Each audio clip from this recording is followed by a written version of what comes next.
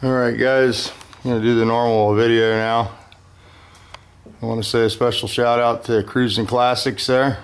Classic Cruising, dyslexic bastard. Mike thinks he's going to dig me up some hinges for the Nova. So any of you other guys, Mike said he's got some. He's going to take care of that. So I'll give him a shout out and say thanks. I feel like a real dork today. I'm working on some neglect here. So here we go. We got all brand new parts in here. Chrome tie rods, gas shocks, new rotors. I let the rotors get all rusted. So I hit those with a little DA, clean those up. I have to paint the hats. And our brand new master cylinder in there, and I went to put fluid in it. The plunger's stuck. So master cylinder's bad. Sounds like there's sand or water in it or something. So yeah, it's not a good day. You know, I'm gonna maybe get it warranted. I don't know. How can you ask the guy to warranty it when you bolted it on the car a year ago, you know? That's what happens when you don't finish stuff. You gotta finish stuff. So yeah, I have nowhere to set this camera. So let me man, can't believe this. I hate doing stuff over twice, you know. There's nothing worse. I'm using a line wrench here. These are 11 millimeter. Gonna break everything loose. And you guys probably don't want me to do a video of changing a master cylinder. Just got these 3 lines on it. The 2 hoses coming down, and switches are already disconnected there. And the 2 13s in the car. When you take the 13s loose, you want to be sure that you don't pull the bolts out, leave them in the firewall, because there's 2 little tubes in there that keep the firewall from collapsing when you tighten that down. Let me see if I can, I probably don't even have a camera stand because I think my son took mine. That's how he does me. Let me take your camera stand, Dad. We'll go back to old school. When I first started, I didn't have camera stands till one of the guys sent me some camera stands, Jeremy.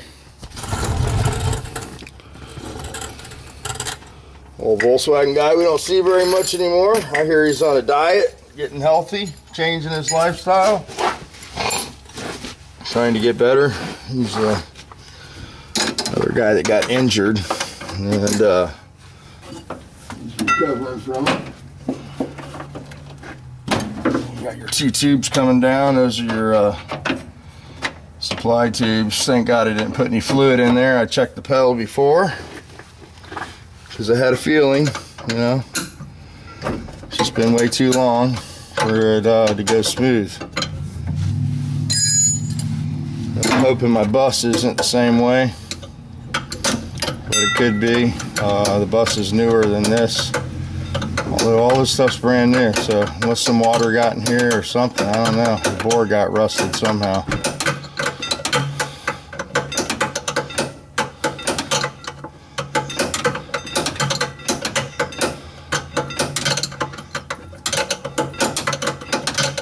Do you know of anybody that has a VW Westie for sale? A VW Westie? Yeah, Who wants one? Brianna's brother. I mean, The girl who came for Thanksgiving, he's texting me right now because he was looking at my T-Bird. I found one for $2,500. It needs a motor. I could build a motor for it, you know. It's in Ocala. I don't know if it's still there or not. I have to look. But What's it on, Craigslist? He can look. it's on Craigslist in the Ocala section, I think. And it says it needs a motor, and you can build a motor for $500, which isn't true. But not a dependable motor anyway. Anywho, getting back to the master cylinder here. It must have water in it. Something crazy happened here. This is why I don't like to sit my cars outside. To what? Where'd you put my stuff? I put your money and stuff right on the kitchen island there. Yep. Just got back from the post office. We sent Anthony out a card. And hopefully everybody sends him some stickers and some get well wishes, and the little guy gets back to cooking and doing what he likes to do, you know. Hangs out with his dad. He's a good kid. And I think most of the kids in the YouTube garage are good kids. I haven't seen any bad ones yet, you know. I know a few of the tubers have had problems with their kids, but you know, as we go through the struggles and stuff, we got to think back when we were young, what we put our parents through, and totally different times, obviously, but nevertheless, I think some of us, a lot of us probably, we seem to have a lot in common, and we were probably not the best children in the world to our parents. So, but seems like a lot of us have been blessed with really good kids in the garage. So that's that portion. Yep. Either you or your son tighten this onto my camera, and I can't bust it loose. Can you get that? Oh, my tripod mount. Can you get that up? Yeah, in a minute. I'm making a video right now. I bet my tripod's somewhere in the house there, huh? Okay. Here's your T13s. Right here. Go ahead and pull that rod out. Normally you'd pull the hook spring off and then pull these C13s loose. Oh boy.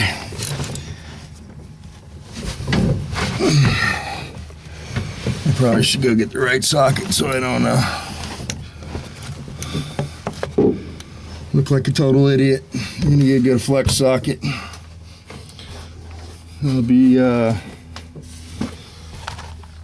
stripping those bolts off. So this is not good, man. I hate doing stuff twice. Never a good deal. Especially when it's self-inflicted. This is self-inflicted. Like my toolbox mess here. I used to have all my tools in order, but not anymore, guys. It's not a good habit to get out of. We're gonna go with a longer extension and a bigger ratchet because I'm too old to fight bolts. I found that leverage is a very good thing. So we'll just go for the big stuff here, and we'll pop these bolts right out of here.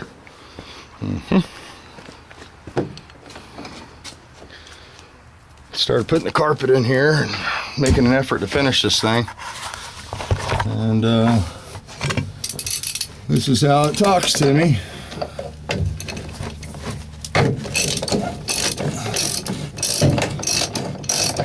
Moisture, man, will kill a car. This car is a rusty car anyway. Somebody asked about buying this, and it's this is a complete rust bucket.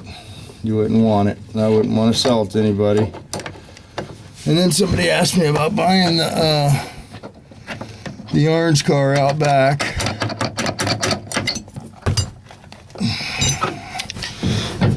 The socket's gonna get stuck on here, and I'm gonna pull the bolt out. The tube's gonna fall out. Yep, there it went. Oh, there's the tube. It didn't fall out.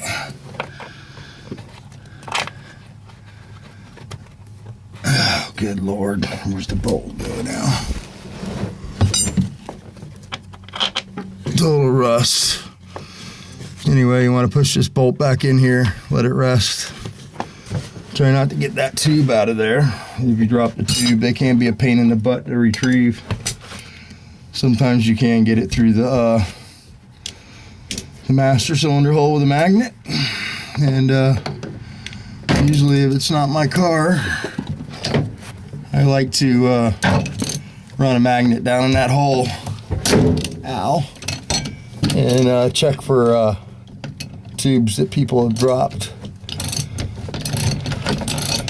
because you can't buy those tubes. You can either make them or you find them on treasure hunts.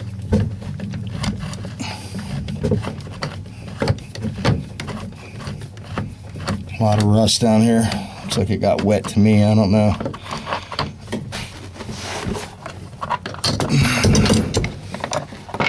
So there we go. We got our bolts resting in there. We got our brake lever pulled off the pedal. A rod. And we got all our lines off, so should be able to reach in here and grab it now. There we go. And there she blows. Brand new. I'll pull the boot off, and yeah, you can see she's rustical down in there. It's brand new though.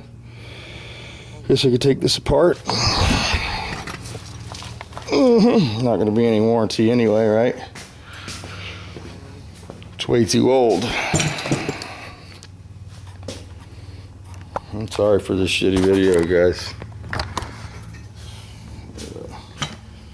Gotta have shitty videos too with some good ones, you know, for the thumbs down guy. Give him something to truly bitch about. There's a snap ring in here. Well, it's not really a snap ring.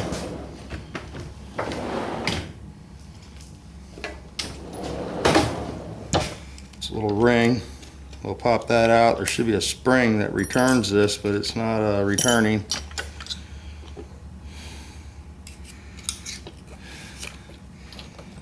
Yeah, that sucker is stuck in there good. It's the plunger. We could try the air trick. Try to blow that plunger out, but that's what's happened. The plunger's gotten stuck in there.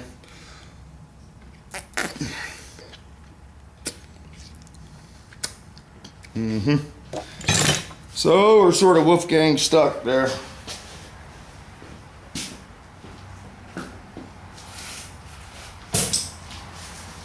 It would be best at this point just to buy a master cylinder.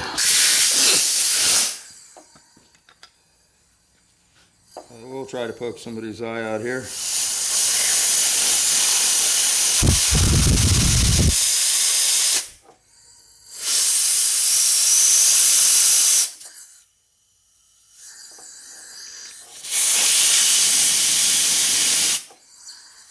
Oh boy, she's stuck good. So any hoozle, at this point, it's no good. So we'll pull the hardware out and get another one. It's a Varga, quality brand Varga, you know, quality, first class stuff, good stuff. All right, guys, so that's how my day started. I'm gonna go ahead and call this the neglect video, but so we'll get some spray bombs out here and paint the hats, I guess, and get us a master cylinder for this and hope every wheel cylinder in the car isn't stuck. I guess I'll pull all the tires off, and got disc brakes in the front. I'm gonna bet those calipers are good. They were used to begin with, and they usually don't go bad. Got new hoses there. I've never seen fluid, so hopefully they're still good. And we'll jack the back up, pull the wheel off there, and pull the drum, and make sure the plungers move. Yeah. Where are you going? To get a screwdriver. Oh, here, hold the camera, I'll take it off for you. Well, I haven't tried it with a screwdriver yet. I'll try it. I know you put it on with a screwdriver, but I need it back from my camera. Don't slam my drawers, I'll have to smack you. I don't like that. Should I slam them again? No.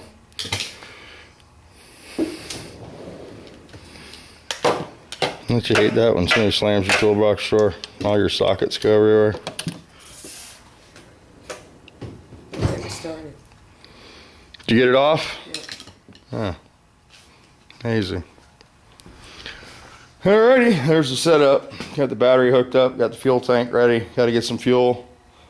And yep, we already checked the starters. Good. Looking for it. It's right there when I go looking for it. Okay, thank you, baby. And I need. Witnesses. Everybody heard me. You're not leaving, are you? Because I need to give you this master cylinder. Can I go get the check and hit here on the way back? Sure. Okay. And you bring me lunch too. It'll be about 11:30 by then, won't it? That's when I like to eat, in case you didn't know. It's 9:58, so change. Man, I'm hungry today. My clock must be off. Well, maybe you can get me some Tropical, a Pollo Tropical or something on your way home, or I don't know. Maybe not. You look like you don't want to do anything today. I'm just waiting for you to make my mind up for me, honey. That's all. All right, well, let me give you this master cylinder. I'll shut the camera off, pull the switches out.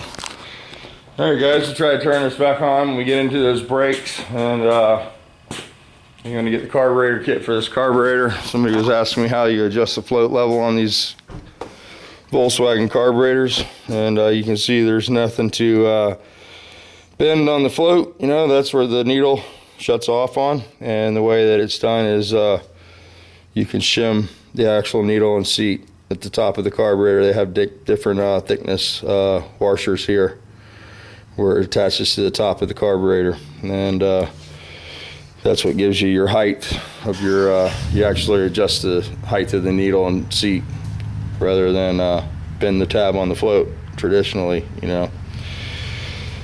And you know, usually when you get the kit, they got this little handy dandy scale here. If you want to check it with a scale, you know, you can if you're into the number thing, but I just do them and have pretty good luck with them.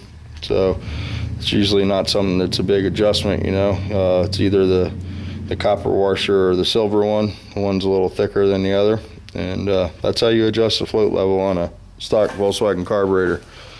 The Cadrons are very similar. They have a washer under the needle and seat. However, they also have a little copper tab that you can adjust on the float on these also. Now, I didn't adjust the floats on those yesterday when I had them apart because I did have this motor running and it ran very, you know, it ran decent. It didn't have a float problem or a needle and seat issue. It was just way on the fat side with those 150 jets. That's way too big for the size of the motor that it is. So hopefully with the jet adjustment, with the 135s in there, it's going to purr like a kitten. Like a kitten. And the valve adjustment looked really good. And basically, you know, hopefully when he gets the motor, it'll be in really good shape. Pop the valve covers off, run a feeler gauge through the valve, run through the valve adjustment so you get a feel of how it should feel, you know. So when you adjust the valves, you'll have a good reference. Basically, you know, don't be afraid to touch the motor and feel it and get used to it. Obviously, you'll have to change the generator stand out. I think we went over that. And put your generator and alternator on, or your alternator stand and your alternator on this motor. You'll have to remove the fan housing to do that. You're probably going to have to take carburetors off to get the motor in the car.